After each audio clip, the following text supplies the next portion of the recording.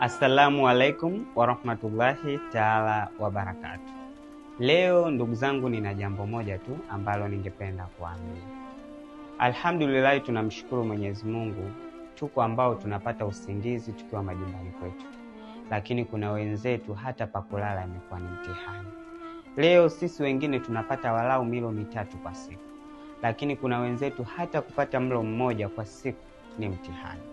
Hivyo kwa mara ya kwanza tunaenda kuzindua foundation yetu ya Swaikon Foundation itakayoambatana na iftar kwa watoto wenye uhitaji. Shughuli yetu itafanyika tarehe 14 mwezi wa 3 Chanika kwa Dadi, kwenye kituo cha watoto wenye uhitaji. Ewe Mtanzania, ewe Muislamu, Mkristo ama mtu yoyote utakayewiwa kutuchangia, karibu katika ukurasa huu kwa ajili ya kuwapa tabasamu watoto hawa ndani ya mwezi mtukufu wa Ramadhani. Wa adha, salamu alaikum warahmatullahi taala wabarakatuh.